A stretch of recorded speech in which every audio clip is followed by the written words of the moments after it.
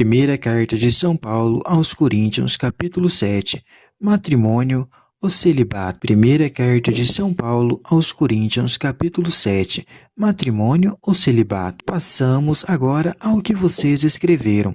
É bom que o homem se abstenha de mulher. Todavia, para evitar a imoralidade, cada homem tem a sua esposa e cada mulher o seu marido. O marido cumpre o dever conjugal para com a esposa, e a esposa faça o mesmo com o marido. A esposa não é a dona do seu próprio corpo, e sim o marido. Do mesmo modo, o marido não é dono do seu próprio corpo, e sim a esposa. Não se recusem um ao outro, e não sequer estejam de comum acordo, e por algum tempo, para se entregarem à oração. Depois disso, voltem a unir-se, a fim de que Satanás não os tente por não poderem dominar-se. Digo isso como concessão e não como ordem. Eu gostaria que todos os homens fossem como eu, mas cada um recebe de Deus o seu dom particular. Um tem este dom e outro tem aquele.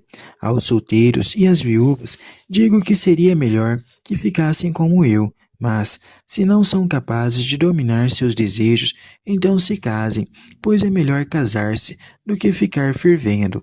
Aos que estão casados, tenho uma ordem, aliás, eu não, mas o Senhor. A esposa não se separe do marido, e caso venha a separar-se, não se case de novo, ou então se reconcilie com o marido, e o marido não se divorcie de sua esposa.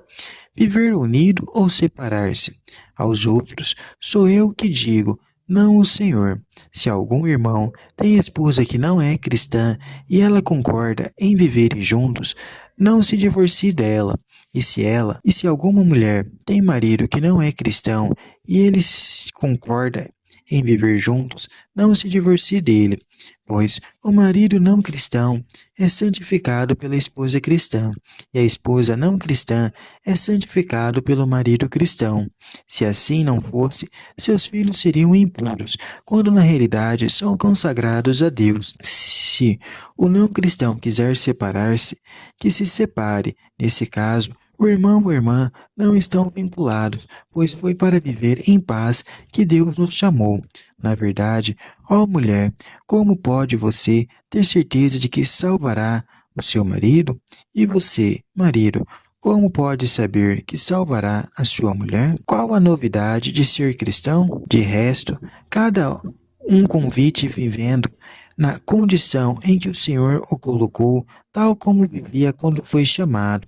É o que ordeno em todas as igrejas. Alguém foi chamado à fé quando já era circuncidado? Não procure disfarçar a sua circuncisão. Alguém não era circuncidado quando foi chamado à fé? Não se faça circuncidar. Nenhuma importância estar ou não estar circuncidado. O que importa é observar os mandamentos de Deus. Cada um permaneça na condição em que se encontrava quando foi chamado. Você era escravo quando foi chamado? Não se preocupe com isso, mas se você pode se tornar livre, não deixe passar a oportunidade, porque o escravo que foi chamado no Senhor é liberto no Senhor. Da mesma forma, aquele que era livre quando foi chamado é escravo de Cristo. Alguém pagou alto preço pelo resgate de vocês. Não se tornem escravos de homens, irmãos. Cada um permaneça diante de Deus na condição em que se encontrava quando foi chamado. E a virgindade? Quantas pessoas virgens não têm nenhum preceito do Senhor, porém, como homem que pela misericórdia do Senhor é digno de confiança, dou apenas um conselho. Considero boa a condição das pessoas virgens, por causa das angústias presentes. Claro, é bom que o homem continue assim. Você está ligado a uma mulher? Não se separe. Você não está ligado a uma mulher? Não procure mulher. Contudo, se você se casar, não estará cometendo pecado. E se uma virgem se casar, não estará cometendo pecado. No entanto, essas pessoas terão que suportar fardos pesados, e eu desejaria poupar vocês. Uma coisa eu digo a vocês, irmãos, o tempo se tornou breve. De agora em diante, aqueles que têm esposa, comportem-se como se não a tivessem, aqueles que choram, como se não chorassem, aqueles que se alegram, como se não se alegrassem, aqueles que compram, como se não possuíssem, os que tiram partido deste mundo, como se não desfrutassem, porque a aparência deste mundo é passageira. Eu gostaria que vocês estivessem livres de preocupações. Quem não tem esposa, cuida das coisas do Senhor e do modo de agradar ao Senhor. Quem tem esposa, cuida das coisas do mundo e de como agradar a esposa, e fica dividido. Assim também a mulher solteira e a virgem cuidam das coisas do Senhor, a fim de serem santas de corpo e espírito. Mas a mulher casada cuida das coisas do mundo e de como possa agradar ao marido. Digo isso para o bem de vocês, não para amar uma cilada, somente para que vocês façam o que é mais nobre e possam permanecer sem distração junto ao Senhor. Como decidir?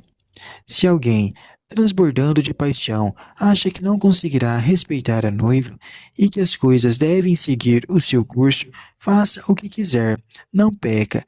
Que se case, ao contrário, se alguém, por firme convicção, sem constrangimento e no pleno uso de sua vontade, resolver respeitar a sua noiva, está agindo bem, portanto, que se casa com a sua noiva faz bem, e quem não se casa procede melhor ainda. Viúva pode casar-se de novo? A esposa está ligada ao marido durante todo o tempo em que ela viver. Se o marido morrer, ela fica livre para casar-se com quem quiser, mas apenas no Senhor. A meu ver, porém, ela será mais feliz se ficar como está. Penso que eu também possuo o Espírito de Deus. Alguns convertidos de Corinto pensam que o matrimônio esteja ultrapassado. Uns pregam a liberdade sexual, outros veem o celibato como condição única de viver o Evangelho. Diante de tais exageros, a orientação de Paulo é extremamente realista, consciente das necessidades e da fragilidade humana. Ele coloca no devido lugar tanto o celibato como o matrimônio. O celibato goza das preferências de Paulo, no entanto, mostra que se trata de um dom, uma vocação, que para o celibatário não significa nenhum mérito. O matrimônio é lugar por excelência da união e da vida sexual, união indissolúvel, feita de dom e disponibilidade recíproca. Quanto ao divórcio, Paulo ensina a mesma coisa que os evangelhos. Uma questão típica das primeiras gerações cristãs: o que fazer quando um dos cônjuges não se converte à fé cristã? Paulo quer a todo custo preservar a união matrimonial e confia na boa influência do cônjuge cristão. Contudo, se a relação se torna impossível, o cônjuge não cristão, só ele, pode tomar a decisão de separar-se. E isso mostra que Paulo entende a indissolubilidade como algo estritamente ligado à fé cristã. O Evangelho não se dirige a determinada raça, grupo ou casta social. Ele é aberto a todos.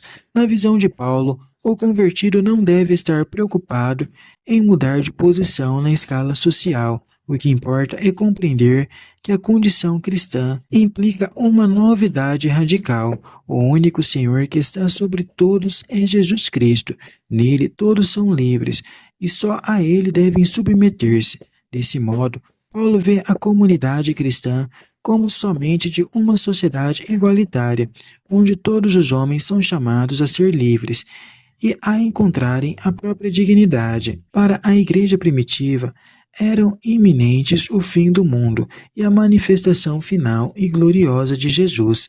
É nessa perspectiva que podemos compreender muitos conselhos referentes ao matrimônio, ao celibato e à virgindade.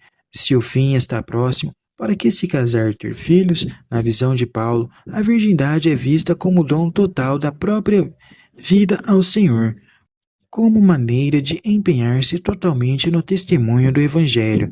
Jesus já destacava a grandeza do celibato na consagração radical a Deus e ao reino, mas sem o impor. Trata-se talvez de um noivo que sente forte o estímulo do desejo sexual, mas se vê reprimido pelo ideal celibatário. apresentando por alguns da comunidade como a única maneira de realização cristã.